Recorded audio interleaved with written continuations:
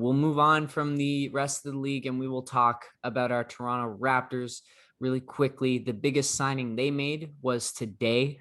Masai Ujiri is signing an extension to come back. I think he's getting a on paper promotion, but I think his role stays mostly the same.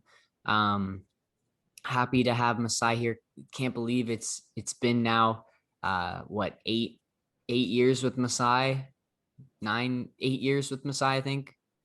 And he has really turned around this franchise and taken it from mediocrity to be one of the premier talent scouting development organizations in the league. And he's been a big part of the success. So it's glad to have him stay. And it also means that he wasn't trying to tank the franchise during the draft and free agency and then move on to another team, which is also good to know. Man, it's you hear so many things about so many franchises and just like head scratchers at some of the front office decisions.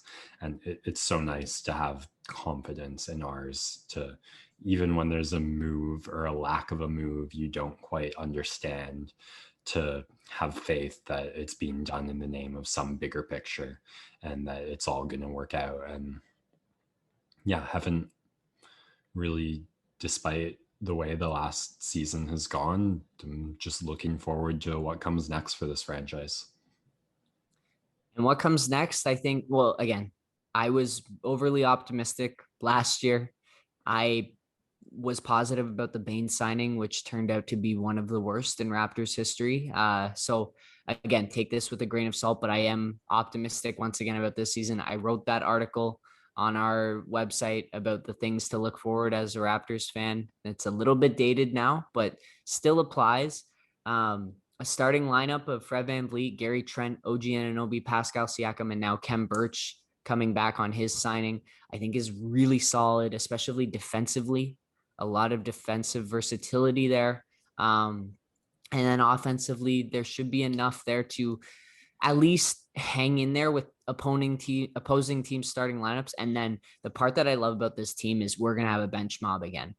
And it's going to be so fun to watch Malachi Flynn play, Yuta Watanabe, Scotty Barnes, Chris Boucher, Precious Achua, who, by the way, I think is actually low-key a really great piece to get in that sign and trade, because obviously you don't always get great packages, but I think Precious Achua has a lot of Bam Adebayo in him and spent a year underneath him, and he's incredibly mobile. He was dunking on all over Team USA in Nigeria's exhibition game.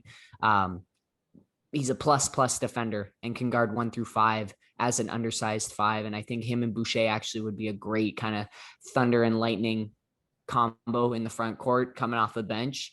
The big things I would say we're missing from this team is just more shooting. There's not enough shooting, but I do like Watanabe there as a 4 or even a 3. And then of course, yeah, they're missing one more shooter.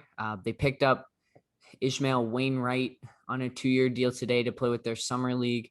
Obviously Danilo Banton and David Johnson are their 2 second-round picks, and we'll see what Freddie Gillespie can do. He'll have to really fight with Precious Achua to earn that backup center spot on the team. We have a lot of size and length on this team and a lot of athletes, but we are missing the shooting and playmaking. Without, if Malachi or Fred go down, then we might be in a bit of trouble, depending on how much growth we'll see from these 2 second rounders really early in their career.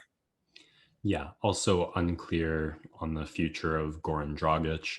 It sounds like the Raptors aren't too interested in hanging on, but want some value.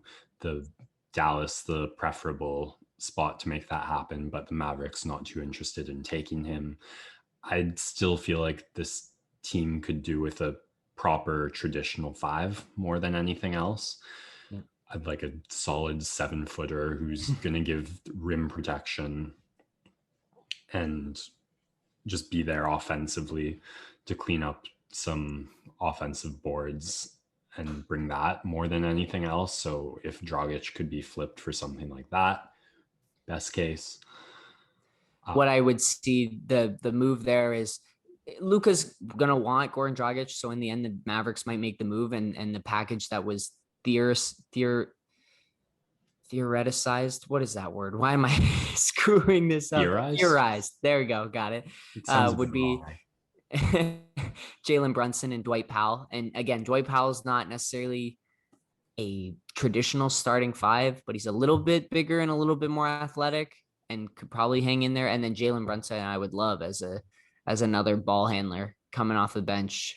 He's got some great size and finishing ability. That would probably be the move if Dallas is in the picture. But I definitely agree that you had to bring Birch back because of what he showed in near the end of the season. But yeah, missing a starting five and missing another playmaking shooting presence.